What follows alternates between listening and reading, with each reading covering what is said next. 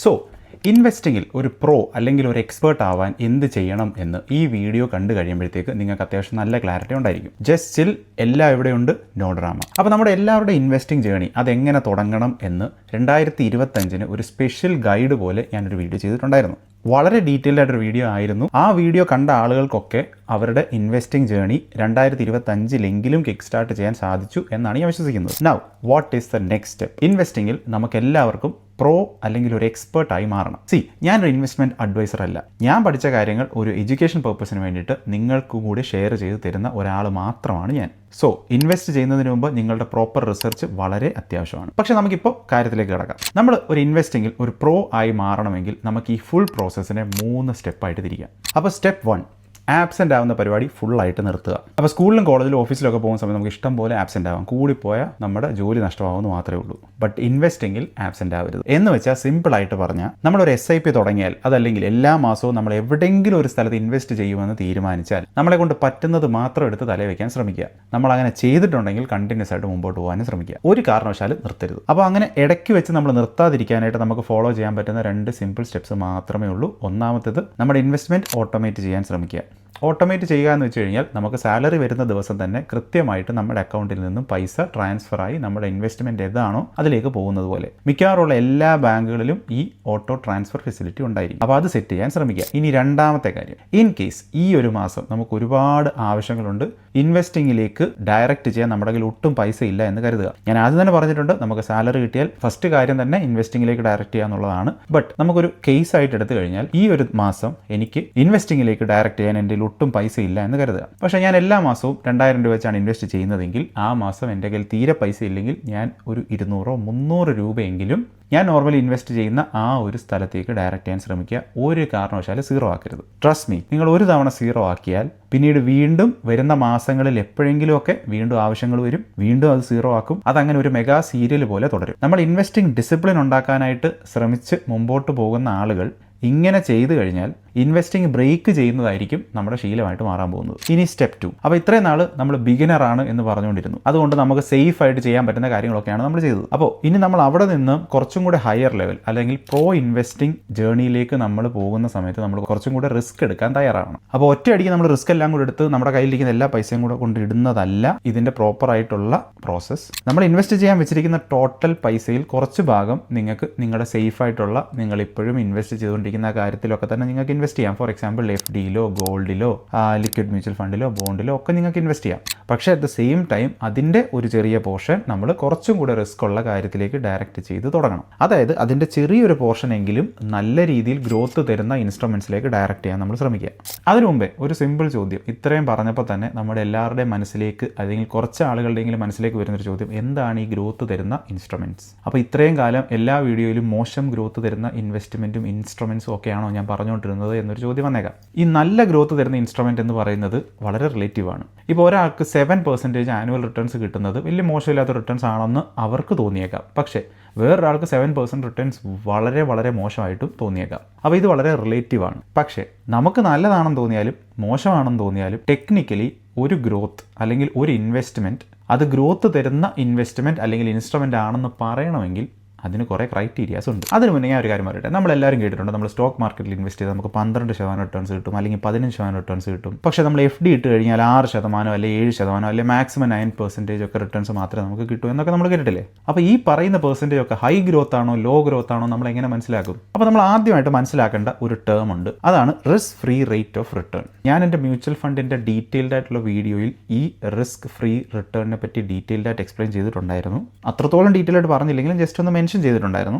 പക്ഷേ ഞാനത് ഇവിടെ കുറച്ച് ഡീറ്റെയിൽ ആയിട്ട് പറയാം, കാരണം നിങ്ങൾക്ക് ഇത് ഭാവിയിൽ വളരെ യൂസ്ഫുൾ ആയിരിക്കും. ലൈക്ക് ഫോർ എക്സാമ്പിൾ, ഇപ്പോൾ ഞാൻ പറയുവാണ്, ഞാൻ സ്റ്റോക്ക് മാർക്കറ്റിൽ ഇൻവെസ്റ്റ് ചെയ്തപ്പോൾ എനിക്ക് 10% റിട്ടേൺസ് കിട്ടിയെന്ന്. ഈ 10%-ന് 2 പോർഷൻസ് ഉണ്ട്. റിസ്ക് ഫ്രീ റേറ്റും ഉണ്ട്, റിസ്ക് പ്രീമിയവും ഉണ്ട്. അതായത് risk free rate plus risk premium is equal to total returns. എനിക്ക് കിട്ടിയ ടോട്ടൽ റിട്ടേൺസിനെ 2 പോർഷൻസ് ഉള്ളതിൽ ഒരു പോർഷനാണ് ഈ റിസ്ക് ഫ്രീ റിട്ടേൺ എന്ന് പറയുന്നത്, രണ്ടാമത്തെ പോർഷനാണ് റിസ്ക് പ്രീമിയം എന്ന് പറയുന്നത്. അപ്പോൾ എന്താണ് ഈ റിസ്ക് ഫ്രീ റേറ്റ്?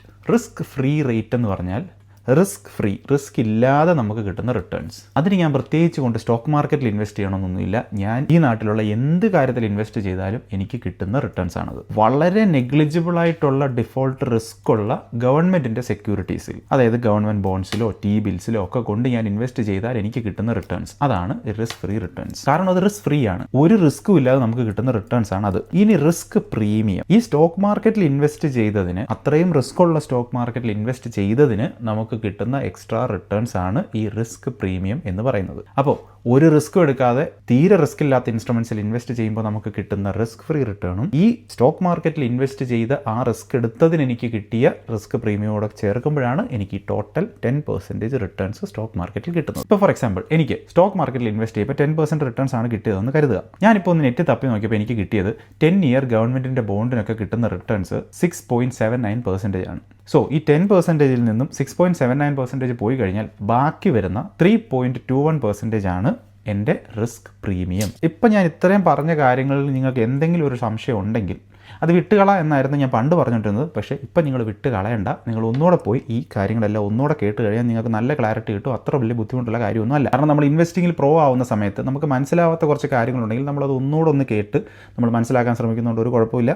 ഈ പറഞ്ഞ കാര്യങ്ങൾ എനിക്ക് മനസ്സിലാവുമെങ്കിൽ നിങ്ങൾക്ക് എല്ലാവർക്കും മനസ്സിലാവും. അപ്പോൾ മനസ്സിലാവാത്തവർ അതൊന്നുകൂടെ പോയി കേൾക്കുക. അപ്പോൾ മൂവിങ് ഫോർവേഡ്, ഇനി അടിപൊളി ഒരു ഇൻട്രസ്റ്റിംഗ് കാര്യം ഞാൻ പറയാം. ഈ റിസ്ക് ഫ്രീ റിട്ടേൺ എന്ന് പറയുന്ന സാധനം വരുന്നത് നമ്മുടെ എക്കണോമിക് ഗ്രോത്ത്, അതായത് നമ്മുടെ രാജ്യത്തിൻ്റെ എക്കോണമി വളരുന്നതിൻ്റെ ഒരു ഭാഗമായിട്ട്, അതല്ലെങ്കിൽ ഇൻഫ്ലേഷൻ, ഇങ്ങനത്തെയൊക്കെ കാര്യങ്ങൾ കൊണ്ടാണ് നമുക്ക് ഈ റിസ്ക് ഫ്രീ റേറ്റ് അല്ലെങ്കിൽ റിസ്ക് ഫ്രീ റിട്ടേൺ കിട്ടുന്നത്. അപ്പോൾ നമ്മൾ ഈ ഗവൺമെന്റ് ബോൺസിലൊക്കെ ഇൻവെസ്റ്റ് ചെയ്താൽ നമുക്ക് 6 to 7% ഒക്കെ റിട്ടേൺസ് കിട്ടുമല്ലോ. പക്ഷേ ഞാനിപ്പോൾ അർജന്റീനയിൽ പോയി അവിടുത്തെ ഗവൺമെന്റ് ബോൺസിലാണ് ഇൻവെസ്റ്റ് ചെയ്യുന്നതെങ്കിൽ എനിക്ക് 90% റിട്ടേൺസ് കിട്ടും. അതിൻ്റെ കാരണം ആ നാട്ടിലെ ഇൻഫ്ലേഷനും ഏകദേശം 90% അതിന് മുകളിലോ ആണ്. അപ്പോൾ ചുരുക്കി പറഞ്ഞാൽ നമുക്ക് കിട്ടുന്ന ഈ risk free rate of return അത് കഷ്ടിച്ച് നമ്മുടെ ഇൻഫ്ലേഷനെ ബീറ്റ് ചെയ്യാൻ പറ്റുന്ന അത്ര മാത്രമേ ഉള്ളൂ. മോസ്റ്റ് കേസസിലും ഇത് ഇൻഫ്ലേഷനെ പോലും ബീറ്റ് ചെയ്യാൻ പോകുന്നില്ല. അപ്പോൾ ഞാൻ ഇത്രയും കഥാപ്രസംഗം ഇവിടെ നടത്തിയതിൻ്റെ കാരണം നമ്മൾ ഈ റിസ്ക് ഫ്രീ ആയിട്ട് നമുക്ക് കിട്ടുന്ന, നമ്മൾ എവിടെയെങ്കിലുമൊക്കെ പോയി ഇൻവെസ്റ്റ് ചെയ്യുമ്പോൾ നമുക്ക് റിസ്ക് ഫ്രീ ആയിട്ട് കിട്ടുന്ന റിട്ടേൺസ് കൊണ്ട് നിങ്ങളത് എവിടെ പോയി ഇൻവെസ്റ്റ് ചെയ്താലും, ഏത് രാജ്യത്ത് പോയി ഇൻവെസ്റ്റ് ചെയ്താലും, എവിടെ പോയി ഇൻവെസ്റ്റ് ചെയ്താലും, നമ്മുടെ ഇന്ത്യയിൽ തന്നെ പല ഇൻസ്ട്രുമെന്റ്സ് എടുത്ത് ഇൻവെസ്റ്റ് ചെയ്താലും നിങ്ങൾക്ക് കിട്ടാൻ പോകുന്ന റിട്ടേൺസ് അത്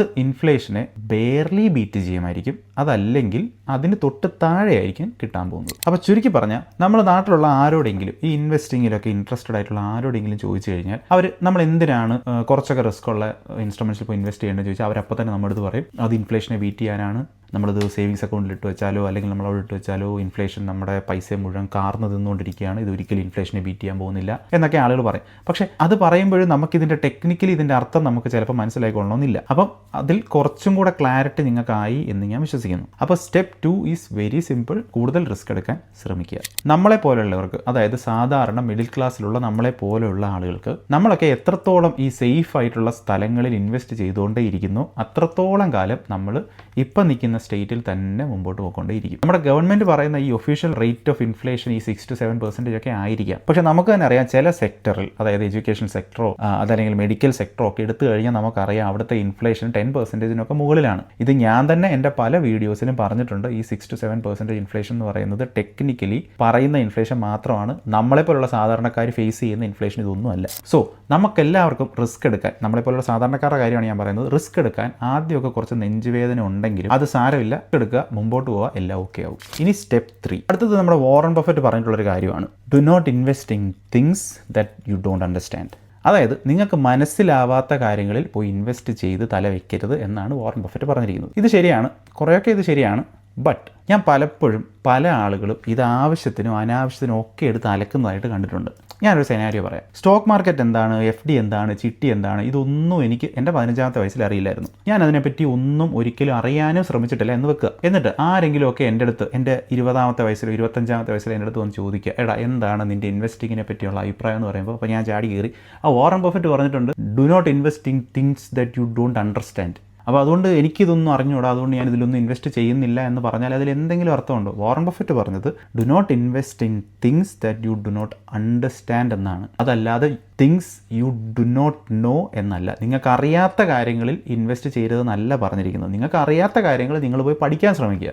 പഠിക്കാൻ ശ്രമിച്ചിട്ടും വീണ്ടും ശ്രമിച്ചിട്ടും നിങ്ങൾക്കത് മനസ്സിലാവുന്നില്ല, ആ ഐഡിയ നിങ്ങൾക്ക് മനസ്സിലാവുന്നില്ലെങ്കിൽ നിങ്ങൾക്ക് അതിൽ നിന്ന് മാറി നിൽക്കാം. മാറി നിന്നതിന് ശേഷം ഇടയ്ക്ക് പോയി ഒന്നുകൂടെ അതിനെപ്പറ്റി ഒന്ന് അറിയാൻ ശ്രമിക്കുക. ശ്രമിച്ചിട്ട് വീണ്ടും നമുക്ക് സെൻസ് ഉണ്ടാകുന്നില്ലെങ്കിൽ ഫോർ എക്സാമ്പിൾ ഇപ്പോൾ ക്രിപ്റ്റോ എന്ന് പറയുന്നത് ഒരുപാട് ആളുകൾക്ക് വലിയ വലിയ ഇൻവെസ്റ്റേഴ്സിന് പോലും അത് ഒട്ടും സെൻസ് ഉണ്ടാക്കുന്നില്ല എന്നാണ് പറയുന്നത്. അപ്പോൾ അതുകൊണ്ട് അവർ അതിൽ നിന്ന് മാറി നിൽക്കുന്നുണ്ട്. അത് ടോട്ടലി ഓക്കെയാണ്. അത് അവർ പഠിക്കാൻ ശ്രമിക്കുന്നു, അവരത് മനസ്സിലാക്കാൻ ശ്രമിക്കുന്നു, എന്നിട്ട് അവർക്ക് മനസ്സിലാവാതാകുമ്പോൾ അവർ മാറി നിൽക്കുകയാണ്. അതിപ്പോൾ സ്റ്റോക്ക് മാർക്കറ്റ് ആയാലും ക്രിപ്റ്റോ ആയാലും റീറ്റ്സ് ആയാലും എന്തായാലും നിങ്ങൾക്കത് സെൻസ് ഉണ്ടാക്കുന്നില്ലെങ്കിൽ അവിടുന്ന് മാറിക്കുക. അപ്പോൾ കേൾക്കുമ്പോൾ സിമ്പിളായിട്ട് തോന്നുന്ന ഇൻവെസ്റ്റിങ്ങിൽ പ്രോ ആവാനായിട്ട് നമ്മൾ ആദ്യമായിട്ട് മുമ്പോട്ട് വെക്കുന്ന 3 സ്റ്റെപ്പുകളാണ് ഞാൻ പറഞ്ഞത്. ഒന്നാമത്തത് ആബ്സെൻ്റ് ആവുന്ന പരിപാടി നിർത്തുക. രണ്ടാമത് ബിഗിനർ ആയിരുന്നപ്പോൾ നമ്മൾ സേഫ് ആയിട്ടുള്ള കാര്യങ്ങളാണ് ചെയ്തത്, ഇനി കുറച്ചൊക്കെ റിസ്ക് മുമ്പോട്ട് എടുക്കുക. ഇനി മൂന്നാമത് കൂടുതൽ പഠിക്കാൻ ശ്രമിക്കുക, നമുക്ക് മനസ്സിലാവാത്ത കാര്യം വീണ്ടും വീണ്ടും പഠിക്കാൻ ശ്രമിക്കുക. അപ്പോൾ പ്രോ ആയിട്ടുള്ള ഇൻവെസ്റ്റിംഗ് തുടങ്ങാനായിട്ട് ഈ പറഞ്ഞ കാര്യങ്ങൾ മാത്രം മതി.